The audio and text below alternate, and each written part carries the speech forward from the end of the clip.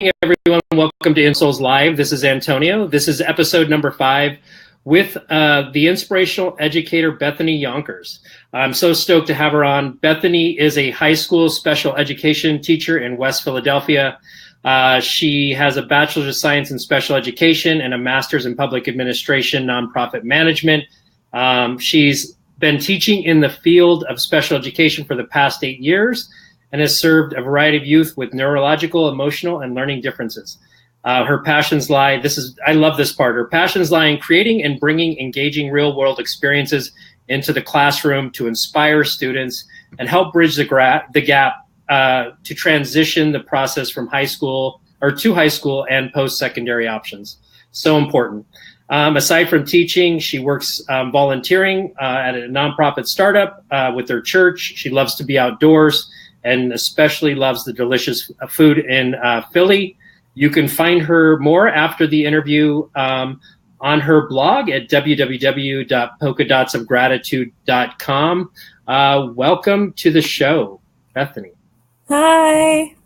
How you doing tonight? I'm doing really well, thanks. Usually at this time, end of the day, I'm like asleep in bed, so. Oh, right. Yeah. So it's the little bit of nervousness that some people talk about before they do something like this, which is interesting. We are behind the computer so much, but yet we could get nervous doing something like this, you know? Yeah.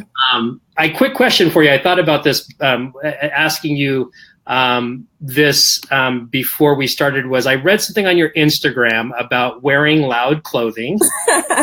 Tell us a little bit about that. I want to hear if there's been any reactions so far this year to that. You know, it's so funny. I literally just posted something on my Instagram about my outfit I'm wearing right now. So I had a professor in college, and she said, she's one of my special education professors, and she's like, just wear loud clothes because you'll always have their attention. And so I usually always have like very bright colored clothing. One of the students last year told me I looked like I was wearing a Skittles bag. So, but hey, if it keeps their attention, awesome. That's great. So have kids said anything this year so far, or they're like? Today I got a comment how I have like a matching sweater and skirt on, and they were like, "You're wearing all green. You must be full of luck today." And it's just like sometimes I don't know how to respond to their comments about my outfits, but I'm just like, okay, sure. So tell us a little bit. You know, we were talking a little bit before we went on air. I asked you about if you were from Philadelphia. You know, one of the things I always ask everyone is kind of just tell us about your journey, kind of from the beginning of your life to like right now, kind of just the cliff notes, because it's always interesting to see how people landed where they're at today. So tell us a little bit about that. So grew up in North Jersey, so a little bit outside of New York City. Went through school. I was always, I kind of always joke now that I'm co-teaching with Reynolds, who I know you're familiar with, because I was always the student that they put next to like the misbehaving children in school. And so I think my teachers kind of groomed me to be a teacher. I was always like a reading buddy or something along that lines. And then kind of went through middle school, high school, and I knew what I always wanted to do. I used to like line my stuffed animals up and read into a microphone and record books and like show them the picture. So I'd always practicing about how to read. I was actually a struggling reader in elementary school. I was reading. School never like really came easy to me. I like really had to study and really had to work at it. And I think that's what makes me a better teacher. Because I'm aware of like the struggles. My dad actually, he went to like a Catholic school, and he has pretty bad case of like dyslexia. And so I think that was too like another motivator for me in regards to supporting the population that I do now. And so you went from Jersey to college. When exactly? You know, I reread, just want to let everybody know she has a beautiful interview on www.inspirationalsouls.com, our inspirational educator spotlight. Check it out. She has this really awesome story, kind of about an epiphany at a pretty young age about a classmate, Glenn. And that sounds like it was maybe kind of the seed that was planted to get you to where you are today. Yeah, so Glenn was a student who he was in my third grade well, he would participate in like PE and outside at recess. So he had Down syndrome, and he was kind of like my bestie. And I never really I saw Glenn for being a third grader. And so he definitely inspired me to become a special education teacher. And that's why I ended up in Pennsylvania at Kutztown University. They have a really wonderful special education program. So I got certified to teach in Pennsylvania. And then it was kind of like, well, where do I want to go after college? And so I went back to New Jersey for a year, did some volunteer work, and then I moved to Philly the following year to start teaching. That's awesome. Yeah. So tell us kind of about we were talking a little bit before about there's what you call inclusive classroom, mm-hmm. where you have both special education with the students that aren't special education. Tell us a little bit about that how it works, and how you teach side by side like that. That's really interesting, I think.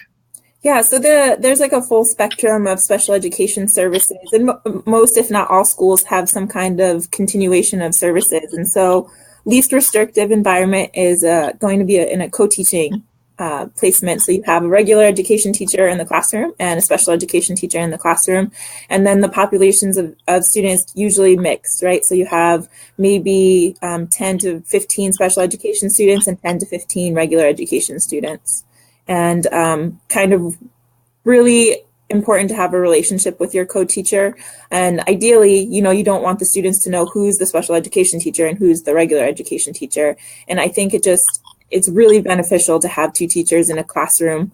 I really enjoy it. That's the setting that I've taught in multiple different settings. I've taught in like fully self-contained classrooms, life skills classrooms. And for me, I love the co-taught classroom. It's just a wonderful, like, especially when you have that relationship, being able to bounce things off each other, or being able to talk to a student while lesson's still going on. And I think the students get a lot out of it.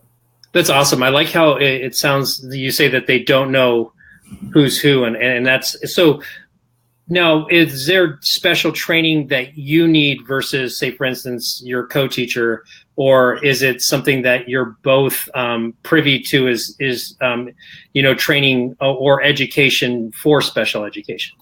So I have the special education background, and then Reynolds has the English teaching secondary background. And you'll find that a lot of the times that's normally the case. Like the special education teacher will just have that special education certification, but now some states are changing it. So you have to be like highly qualified in the subject. So like I'm certified to teach 7 through 9 English in addition to special education. So it just depends kind of what state you're in. So what are some of the challenges possibly that you've run into them, and what are some of the creative ways around some of the challenges with the inclusive classroom? Challenges, being able to get to so special education students have individual education plans, so they all have their own specific goals. And so it's really learning how to write those goals in a way in which being in the inclusive setting is appropriate. So what I mean by that is, like, if you have a student who's reading on 4th grade reading level and you give him, he'll read a 4th grade passage, but now he's sitting in a 9th grade classroom. It's kind of, that's kind of where the struggle comes, is you're pushing him way past what he is capable of really, I don't want to say capable, that's not the right word. You're pushing him a little bit past what he can find success in. And so there's this level of keeping it rigorous, but also making sure you loop back to points where you have students finding success so that they don't kind of shut down on you. That's great. And I'm sure that you probably having the inclusive classroom, there's probably a lot of things that you learn from your co-teacher, and actually just learn from other students that you can trade back and forth, that you might even be able to try. It sounds like, are you guys given the liberty? I know that kind of the standard way used to be where you probably do have things that the state wants you to teach, But do you feel that you're given the liberty as an educator to really bring, I guess, what I would say, your personality into the classroom and try things, or are there things that you're just kind of like, they're like, don't try that, you know? So we do follow Common Core standards, but I'm really blessed to be at a school that really gives you the autonomy to, like, you know, myself and my co-teacher Reynolds, we definitely bring our personalities into the classroom. And I think that's why I'm going to say that the kids really love our class. I think it's wonderful. And so, I think that we're really blessed in that manner, is that we don't have to follow a script. They do say that there's a few books that we have to read, but we have the liberty to, like, you know, pull in current events and kind of do things that fit us and fit our students. And so what do you? He said they do. And so what do you guys? I haven't. My background's English, master's in English. I wouldn't say went the easy way, but I went to a creative writing school. So my thesis was all poetry. What are they teaching nowadays in the grades that you guys are teaching for English? So our school actually has a literature class and then a composition class, which is really nice because we can focus, like, solely on the books and really diving into them. So right now we're reading the Odyssey. So we're doing Shakespeare with our freshmen, and then with our sophomores we're doing Julius Caesar. And then kind of what that looks like, the sophomores are going to be reading Night. I think we have Speak on our list of other things. Maybe I'm forgetting the other books that we picked out for this year. So it kind of, like, it's really, in all honesty, whatever books we want to read. That's awesome. Yeah. And what are your favorite books that you've brought into the mix? And you know, possibly what is CJ probably has a few books that he brought, but what are your books that you brought into the mix? So CJ is saying Lord of the Flies. That's the one that where he's excited to teach, and we're trying to get it into the play version. I'm digressing from the question you asked me. Which you'll notice is really good. You'll understand why I teach what I teach, and, like, by the end of this conversation. Lord of the Flies, we're really excited to teach. We notice that we have a lot of success with our students when we do any kind of plays, and that way students are more involved with the reading. So we, like, assign different parts. Oh, thanks. Look, Reynolds, see, this is why we're great co-teachers. Bronx Masquerade is one that I really want to bring in to our freshman class. It's kind of it's like a middle school 9th, 10th grade book. But I really like it. It has like different poetry in it. And then there's one student, his name's Tyrone, and he's telling the story. And the whole story is like this English class that has open mic nights or open mic days in their classroom. And their teacher kind of just, like, I have students on here. Hey, students. They found you. Yeah, they found it. They found me.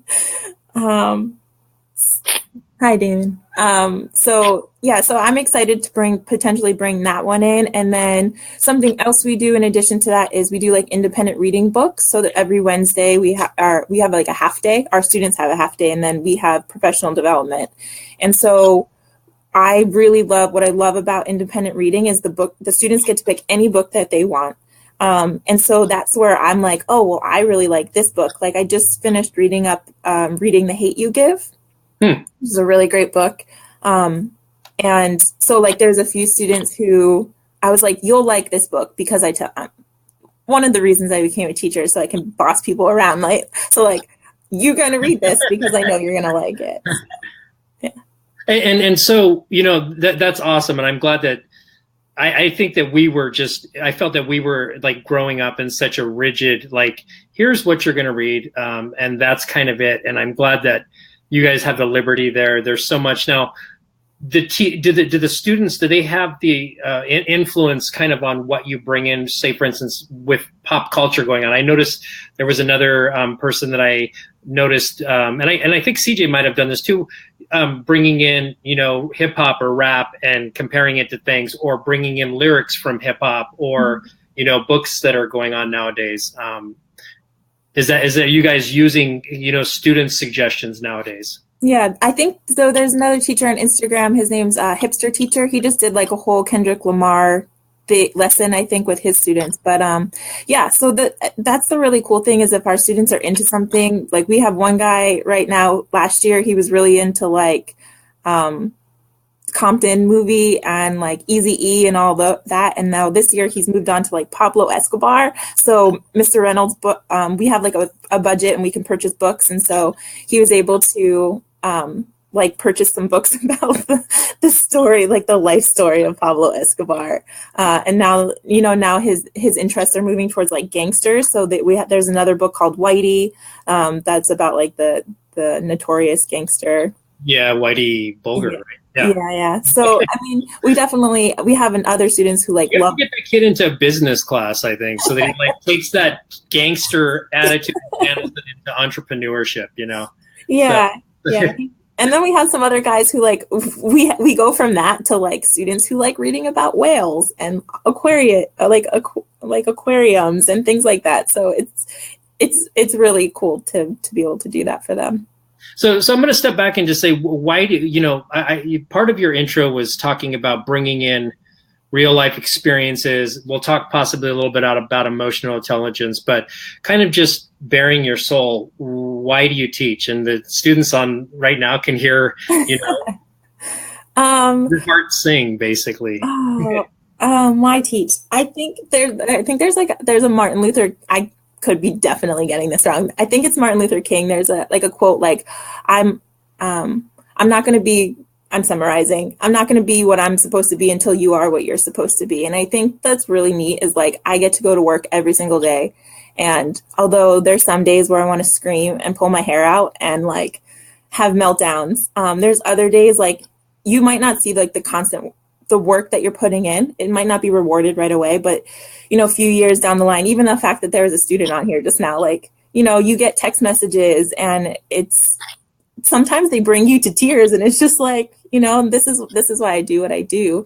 I love when you have that aha moments, like students, even today, like a student approached me in the hallway and shared something with me that was going on at home. And it's like, you felt safe enough to open up with me and kind of have a conversation with me about that. And for me to be that person for someone, it means a lot to me. And also too, it's like, I have an audience every day to tell my terribly corny jokes to. And like, they tell me how wonderful I am. So it's really selfish, right? Is like, I enjoy being told how wonderful I am. Yeah, that's well. I mean, you must be giving them something for that, though, which is the beauty of it. It's a good exchange. So, what would you suggest, or what are your ways to stay motivated when you talked about pulling? I mean, I have a ton of questions, but I heard that. I said, what gets you up out of bed besides kind of what you mentioned? But what are some things that you might do to give you that extra push to, do you stand in the mirror and say, I have to do this for the kids, or go Bethany, or what do you do to stay motivated on those days? On those days, in all honesty, my coworkers, they keep me motivated. Just having those relationships at the school. I work at a school where everyone is extremely close. Inside, like at school and outside of school, we do things together outside of school. And I think that is definitely a motivator because those are the people that keep you going on those days that are like, you can't see the positive and you can't see the light. And they're the ones that are like, no, you're doing a really great job. And this is why, and let me tell you why. And I think, they're really quick to sense when something's wrong. They're really quick to have those, and that's what the human experience is those relationships and those connections. And I think that's what keeps you motivated. And it is the students, even if it's always the same, it's always the same students that are making you like, I will tell them often, like, I don't want to talk to you right now. That's good. It teaches them boundaries, Yeah. Which is probably a subject we should teach in school is boundaries. Yeah. A couple other things I heard in what you had explained too is, receiving a text. How is technology, and maybe you can even compare it to, your education growing up and just what you've seen in the last 8 years of teaching. one of the things I knew I wanted to ask you was, how do you kind of use technology to be a better educator? Kind of maybe use that as the springboard, but talk about technology in your day-to-day work. So technology has changed everything, and I really think a lot of it has been connecting with people, connecting with other teachers, just seeing what's out there on the internet, right? And so like if you have an idea and like you need to teach something and you're not even sure where to start, there's so many resources and so many people that you can connect with. And I think speaking like not so much, that might not affect the students in the classroom right away, but that's definitely something that's changed for sure. As far as technology in the classroom, I would say like as far as we did like a really cool project the other day, and I think it's just keeping students engaged and excited about what you're doing in your classroom. So like we had the students make create children's story books, right? And so when I was in school, you would have had to like draw your picture and write underneath it, or like maybe use that terrible program Paint. That was like the one and only program. So now, but now there's a website. It's called Storybird, and the students can go in and all the graphics are in there, and the students can like pull graphics, and they literally all they have to do is type, and it creates a book for them. And wow, that's awesome. So like there's resources like that. I think that just they make the classroom a little bit more engaging, and there's just like other things that I think make the students excited about learning, and so that piece is exciting. So do you think that technology, you're being an English teacher, we could talk about the struggle between electronic books and regular books, but what I want to know is, do you feel it's really important to have those kids have an education that takes advantage of technology based on what I don't know if you guys get together as teachers and look and say this is what the future looks like to us. A lot of people don't see that, but do you make sure that like this having this technology is part of that because it's fun, but also part of it because it's necessary? It's so necessary. You can't walk into a college. I mean, if we're preparing them for college, if we're preparing them for, any kind of technology or technical training school, they're going to need to know how to use technology. And I think like that's just an important skill. And we have an amazing computer teacher at our school who's doing some really cool, they're coding, they're doing things with like Adobe Print Shop. So I think those are important skills that they'll need and skills that will make them stand out in addition to that. Yeah, definitely. I think I can, if you go back to your students and you ever want a voice for them to talk to, I think that an English degree, being in the corporate world, I work in the corporate world, is probably, a lot of people discount it.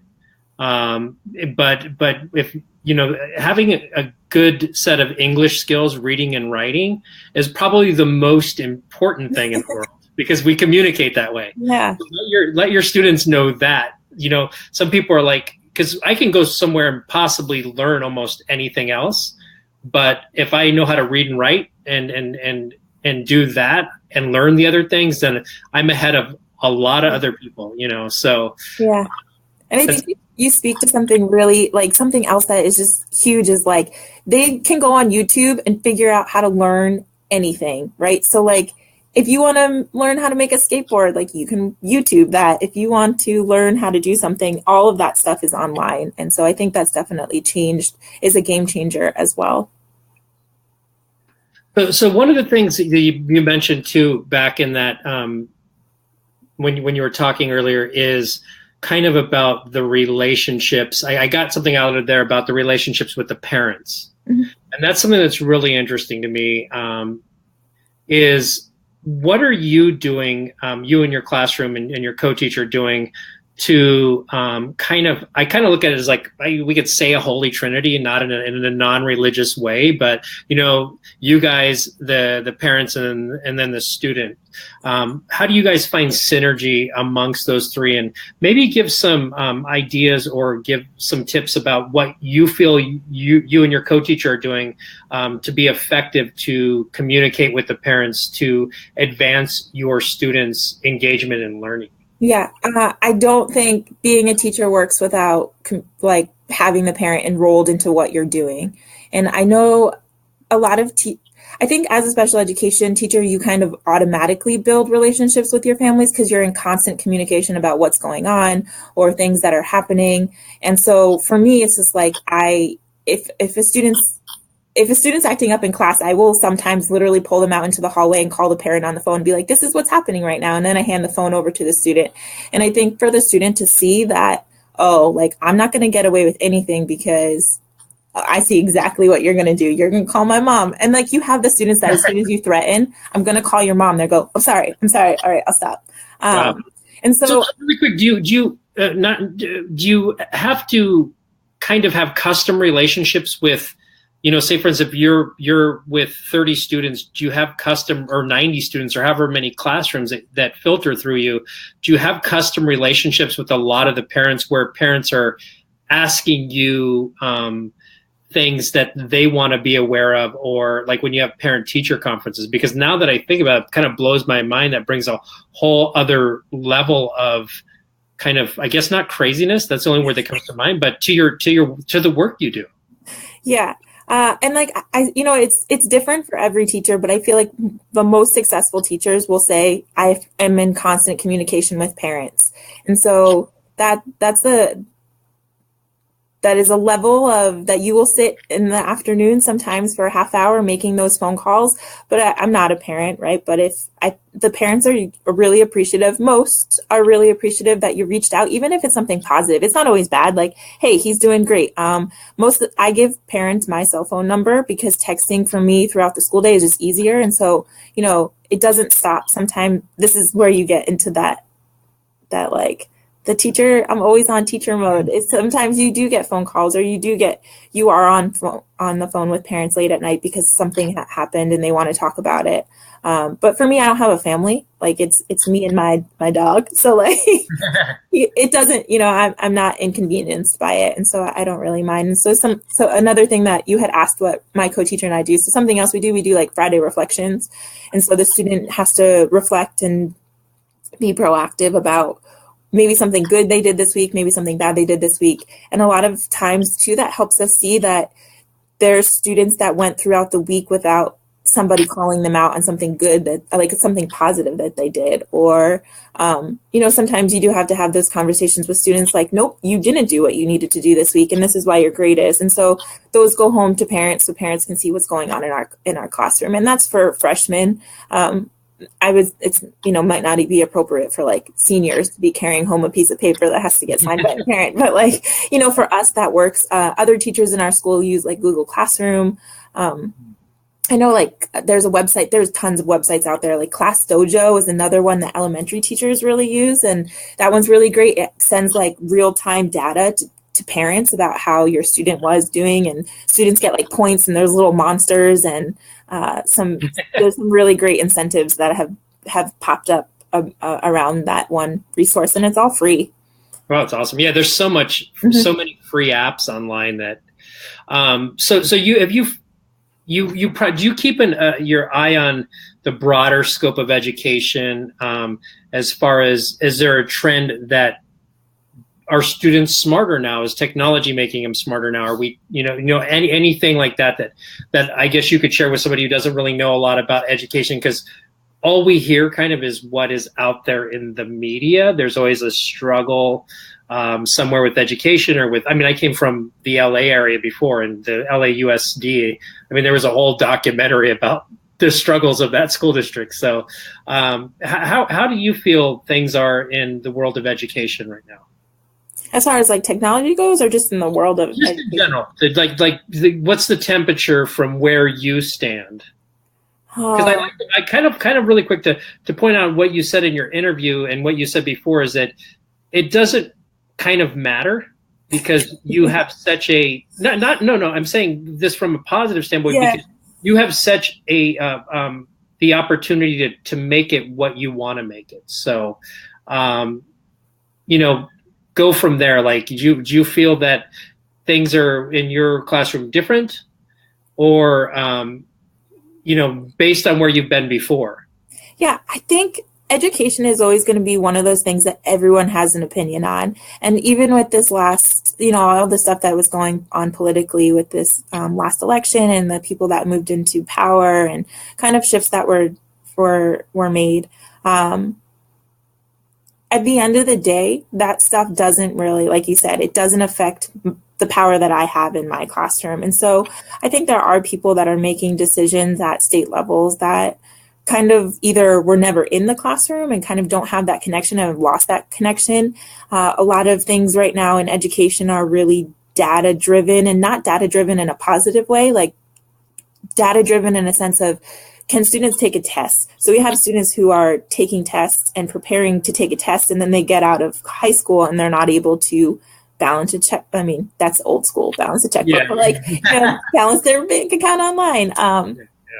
But just kind of like, not having the skills or those social emotional skills or those working together, cooperative learning skills, because everything is so driven by testing. No, I totally get that. That's it's kind of, I think that's a corporate world attitude now because of big data and metrics. Everything drives kind of this, be better than the next day type of thing, Yeah. And I mean, as a special education teacher, data drives everything. So you should be doing data. You do need to collect data about how students are doing in your classroom.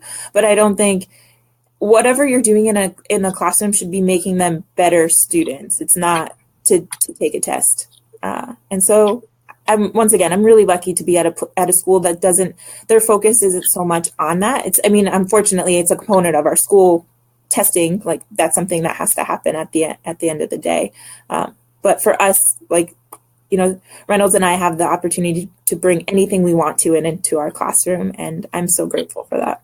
That's awesome. And one of the things that I've noticed on your social media is this reading or book area thing. What is that called again? And I wanted you to talk a little bit about that and promote it if you need to promote it. The alternative reading area or whatever. So let's promote it. Now, tell us about what that is, because I was talking to I met another teacher, and at the time I remembered what it was called, and I talked to them about it, and he's like, yeah, that sounds like a cool idea. Flexible seating? Yes. Yeah.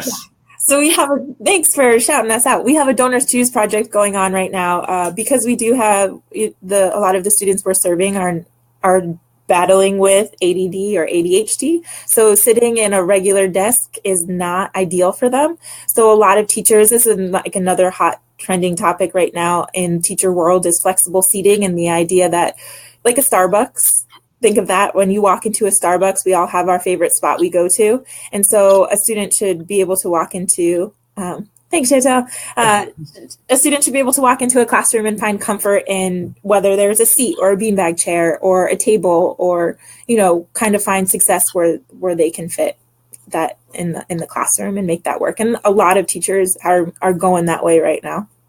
Would that be like the whole classroom setup where you would make the learning environment totally more of a comfortable thing versus like everybody getting your little desk in a row? Yeah, there's no more rows. There might be desks, because some students, like, if you were to take a desk away from me as a student, I think I might have a meltdown, because that's how I'm going to be successful. Like, I like things, like I like a desk. Yeah. But then we have students who, like, bless their hearts, they try so hard to sit there for 50 minutes and, you see their leg, and you can do things like putting pantyhose on the bottom of the chair so they can kick it, or you can put the cushions on the chair so that they can move around. But, there's like our flexible seating Donors Choose that we have going on right now is for like standing desks. So I think, and they're so expensive. School furniture is so expensive. Yeah. So crazy. Like $800 for a desk. Like, what? So Yeah, so it's that we do have a couch in our classroom. We do have I trash. Sounds really terrible. Like I trash picked. There is a cool desk sitting on the side of the road. So one of my other teacher friends and I, we put it on top of our car, and we did one of those like hold on and put our flashers on and fly really slow. Sure, sure. And so it's just trying to find ways in which, and that you need to know your students. You need to know the students who can be successful sitting or feel special about sitting in the assistant chair, and then they'll do their work for the day. So it's really getting them to buy in to what you're doing.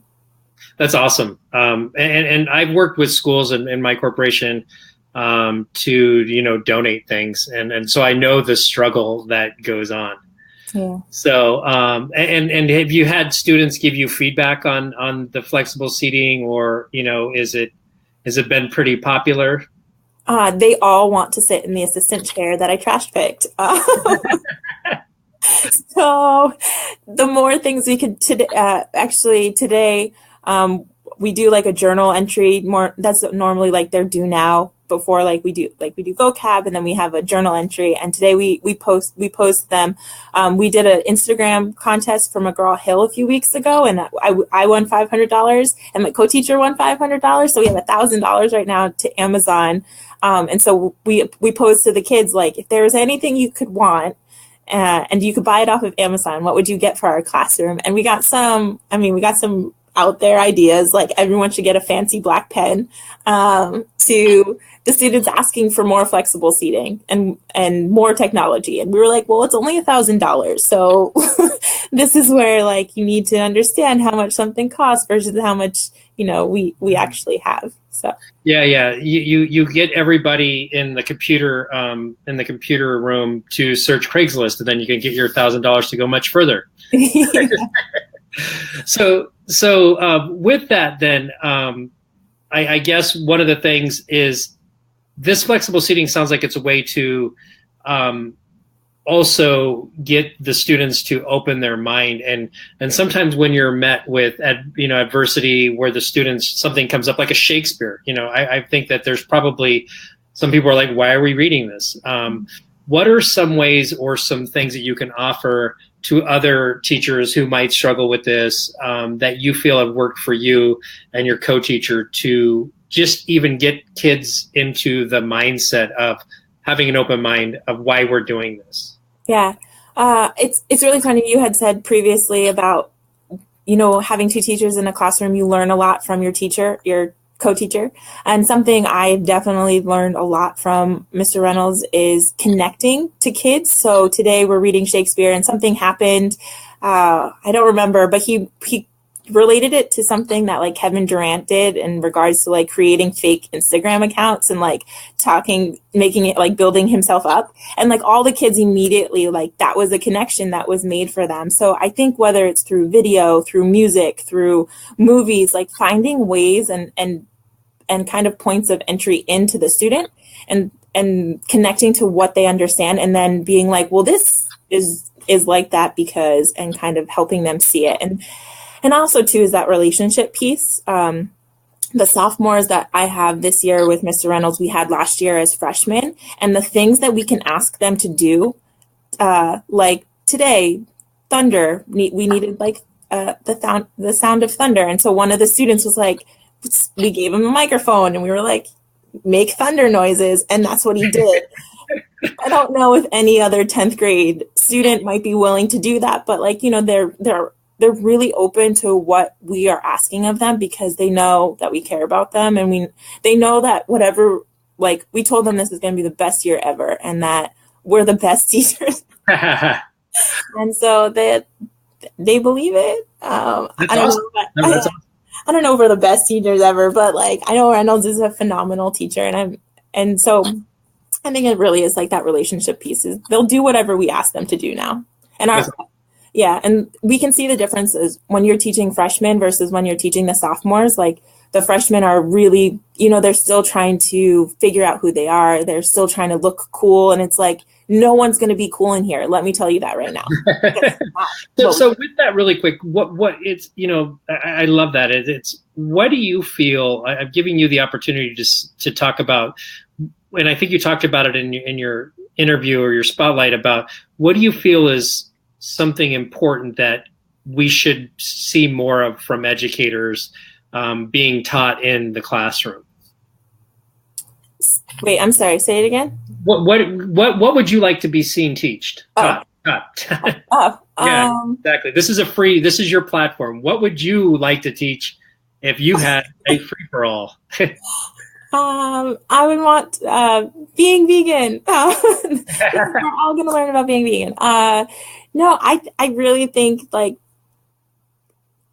tying in things that are going on that they'll be faced with once they leave, that transition piece is really big, and making connections for them, bringing people in, having opportunities of different speakers and getting to hear of different things that are out there.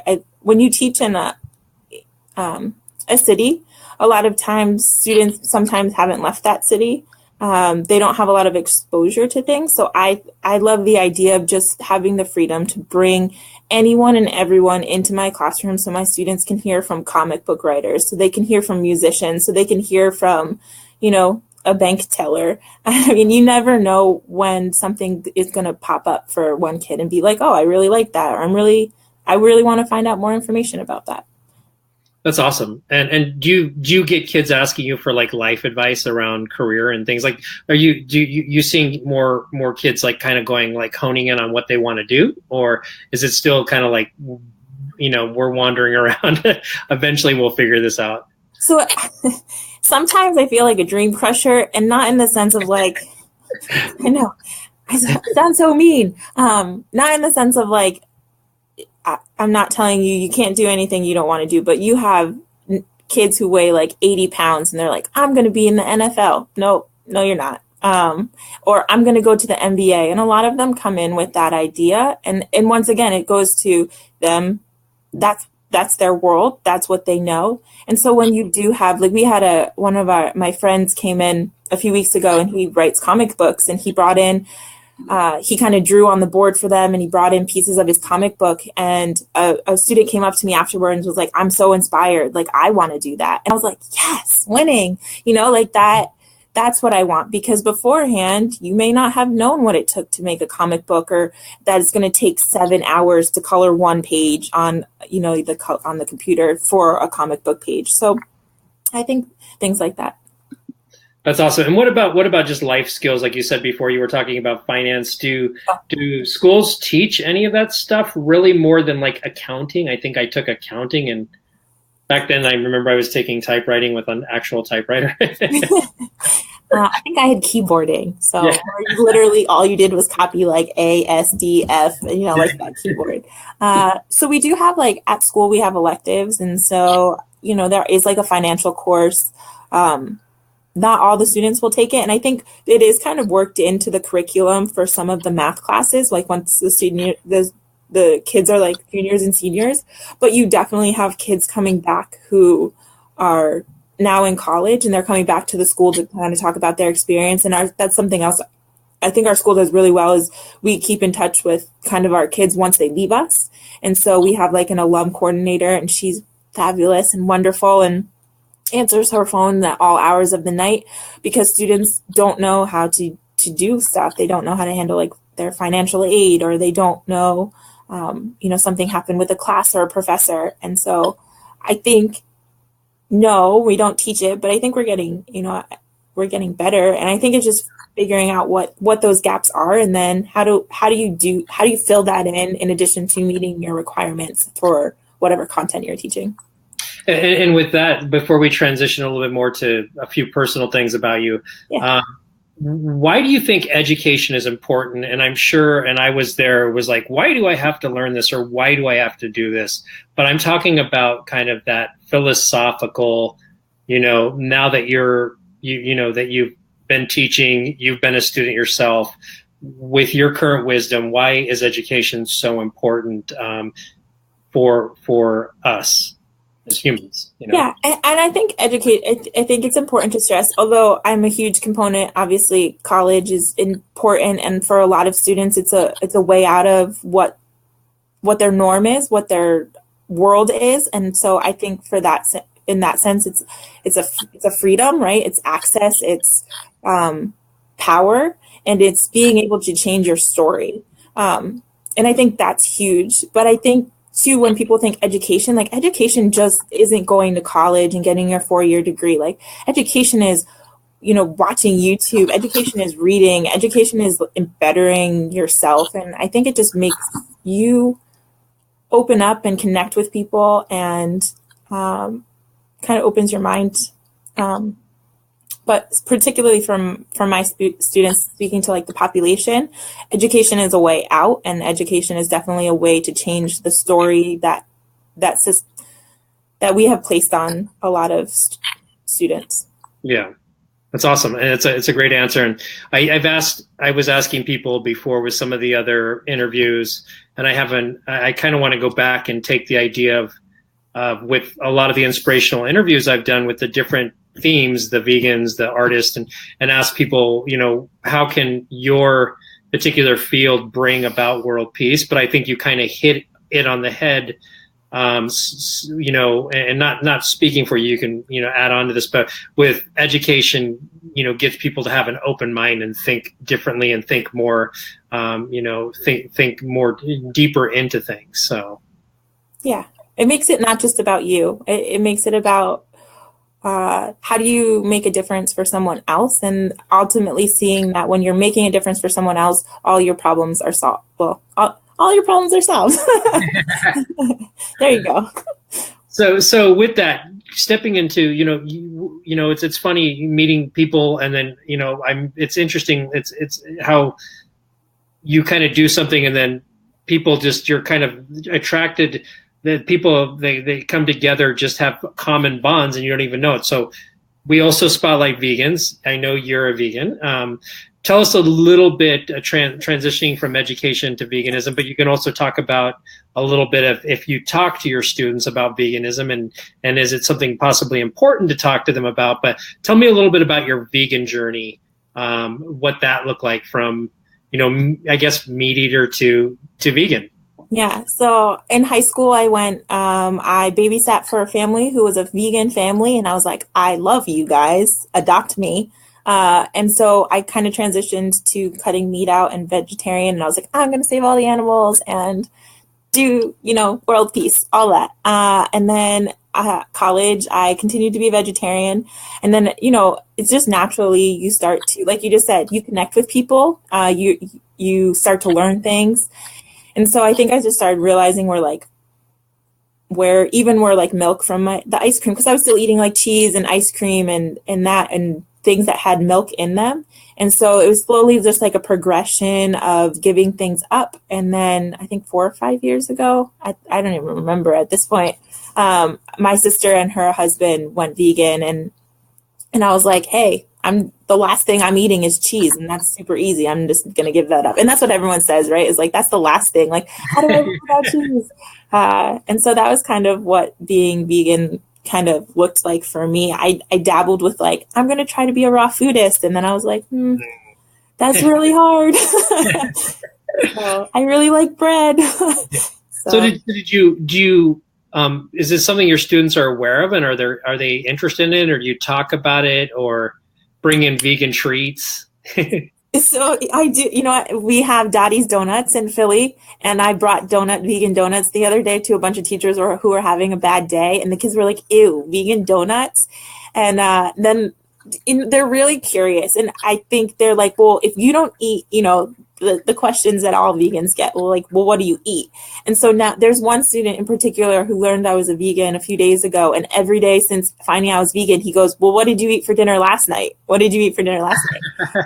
Or if I'm eating lunch, it's like, well, what do you have for lunch today? And so I'll give them like a piece, like, oh, here, do you want to try this tempeh? Or, and they're like, what are you eating? And so, yeah, whenever we have like staff things, I always make like vegan cookies, or try to do like some kind of vegan baked good, because that's the buy-in. Most people are like all about sweets. So yeah, the dessert. let me introduce you to being vegan. And Philly is so vegan friendly that everywhere you go, there's vegan options. And so I think the kids are exposed to it. That's great. And is it something to where, it's they kind of know you're doing it, or is it something that you're like, do you think would you even have the liberty of like saying, hey, let's watch, What the Health, or let's watch this, to kind of, and you can learn more about veganism, or is that kind of propaganda? Like, I'm just saying, because like it's some people look at it as a political thing, some people look at it as a moral thing, so. I'm not sure what people have the liberty to do. You said your school's flexible. So. I remember a few years ago, the Humane Society came in to talk to one of the science classes, and they showed a few documentaries, and the kids, I heard like a few kids walking around, and I teach at they're all boys. And so you had these like big boys walking around like, I'm never eating bacon again. And it's just like, and it's funny. So I probably could like, hey, I don't know how I could fit that into like what I'm teaching, but we have like clubs I could probably show it in. That's cool. That's cool. And so also I noticed, you like to travel, and you just took a big trip this summer. Tell us a little bit about your trip. Tell us a little bit about getting to wash the elephants. And then also with that, the question would be, how do you use your worldliness or your world travels to what can you take from those travels and bring back into the classroom to possibly make your students' lives better? So first start with where you went, and then talk about the latter. So I did a backpacking trip with two of my teacher friends, because that's the only people I have in my life. They're all teachers. And we started we did Cambodia, Thailand, Malaysia. And so we kind of backpacked for 3 weeks, literally only had the stuff that was on our backs. And it was my first international trip. So although I lived in Hawaii for a little bit, but this was like my first time out of the country. So and I'm 30 now. So this was like, my first big international trip, and I was super stoked on it. And so I think for me, it was like finally getting to see. So the biggest impact for me was our visit to Cambodia. We did one of our friends lived there, and he's currently trying to start a Teach for Cambodia. And his family's from Cambodia. His grandmother lived through the genocide that happened there. And so getting to see like the killing fields and listen to her story, and S21, which is where they brought like all the educated people and tortured them, and innocent millions of people. And this happened in like 1979. So this was not something that happened years and years ago. It has completely changed the way Cambodia looks today, because their population's really young, because most of their educated people were killed, like millions. I think it was, I don't even know the specific number. So for me, I think that was like, wow. It was really humbling to meet them. They welcome for foreigners, and they're extremely welcoming of foreigners, because they want to teach, they want to show them what happened. A lot of people aren't even aware that the UN was funding the fact that, the regime was killing those people, like that. The funding was coming from the U.S. And to me, I didn't know that. And I think that you don't know what you don't know. And so for me, that was a part that kind of just opened up. And so taking that back and talking to the students about how important it is to be aware of what's going on, not just within our city, but globally, and kind of showing them pictures and talking to them about what I experienced and how I wished I had gone international. I wish I had done international trips before, while I was still in college, and kind of talking to them about the opportunities that are open to them to do those things. And do you find that they're because it sounds like you said you're teaching in a big city, that kids think about traveling or thinking about wanting to see the world? So last year, our school actually did an international trip to Costa Rica, and a few students came. Costa Rica. Yeah. So and this year we're doing Belize. We're trying to do Belize, and so a few students came back. I mean, we had students who had never been on a plane before. We had students who had never seen palm trees before, and so Mr. Reynolds has it on video, like this one student freaking out because he saw palm trees, and so awesome. it's really neat. And then there's another student who came back from the trip, and he had been a student who had to repeat because he failed his 9th grade year. And he came back, and he was already supposed to have been graduated because he was a senior. And he was sharing with me, and I was like, look, if you had graduated on time, you would have not been able to take this trip. And he'll speak to the fact that that trip completely changed his life. And so there are opportunities for them to travel, and it's just trying to show them that they can do it. It's important to do it and kind of speak to that. So I think we're getting ready to wrap up here. I think one of the questions I have for you is what is kind of your educator goals? I think that have you sat down and said, this is what I envision, next year or 5 years out for how I want to be as a teacher? Have you thought about that? And if you have, what do you think? So for me, my goals, eventually I don't want to be in the classroom. I think, although I love teaching, you do have constraints as a teacher. There are things that need to get done. And so I would love to somehow bridge the gap between what we were kind of talking about, like those life skills, and school, and kind of how to integrate those and what that might look like, whether it's a community center, or whether it's some kind of business that students are running, and kind of, what that would look like. So my goal, that's like the next 5 to 10 years. And really it's just having the students how do I make the biggest impact on the students who I see from a day to day?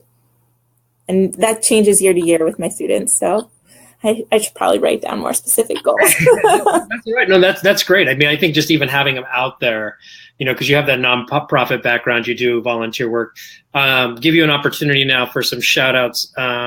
Shout out to any nonprofits that you're serving or that you want people to know about. Eventually, it doesn't have a name right now, so I don't have a specific one.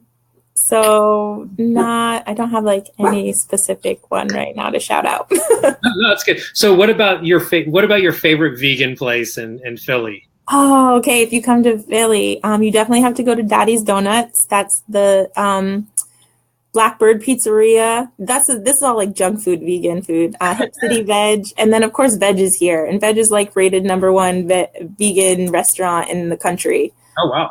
Yeah, so they're definitely worth checking out. And Little Baby's Ice Cream, they have vegan ice cream. So. That's awesome. And where are you traveling to next, besides maybe the school function? Right now, I have nothing planned. But that my Southeast Asia trip, I literally planned and left within 3 weeks of it happening. So I'm kind of a spur of a moment kind of person, I guess. And bucket list? Do you have a bucket list beyond travel and anything else? These are just kind of like the speed round questions that, I actually have an interview that I do with people, and I send them 200 questions that range from like your funeral playlist to your favorite foods on an island, so I'm just kind of throwing out a few of those right now. What's on your bucket list? Top Fiji. I'd love to do Fiji. I would love to do Bali. I would love to do Australia, New Zealand, Japan. That one too. Jumping out of a plane? Jumping out of a plane? I could jump out of a plane, sure. Why not? Right on. And anything else you want to share? So what will happen after this is, when we wrap it up, we'll put this on www.inspirationalsouls.com. So the video will live there. It'll live on Inspirational Soul's YouTube page. Okay. And on our website, it'll live with any links or anything else you want to promote. So if you're still, getting money for your flexible seating, that will live there, because I'm not sure if I have time to type out the URL or if you remember the URL. But if you have the URL handy, shout it out. So if you go to Donors Choose and you search for Younkers, Reynolds, Cotot, flexible reading in a flexible world, or flexible seating in a world of reading is what it's called.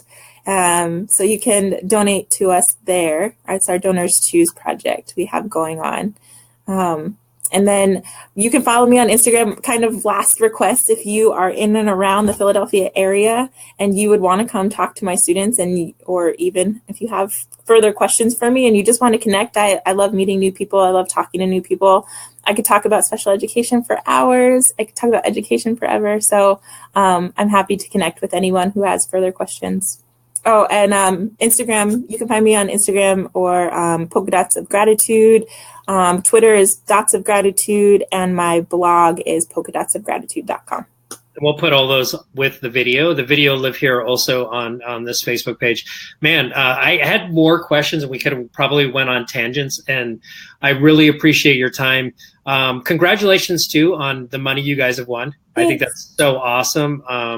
And yeah, if there's anything else we can ever do for you, you're the first person we actually had do the actual written interview to actually come back, because I was really impressed with your interview, and we got good feedback on that. And I think you have a lot to offer. And I do probably see whatever you put your mind to is probably going to happen. So we thank you here. You are an inspirational soul, and thanks again. And if you have anything else, throw it out there right now. No. You want to show your dog? Oh, is your dog big enough to pick up? Yeah, I can show her. This is Ellie. This is my street dog. I rescued her. So she's the best thing ever. That's another thing. Rescue your pet. Yes, so. Yes, rescue for sure. Don't fall. They have the most characters. So, all right, Bethany. Thank you for your time tonight, and have a good night. Awesome. Thanks, Antonio. Bye.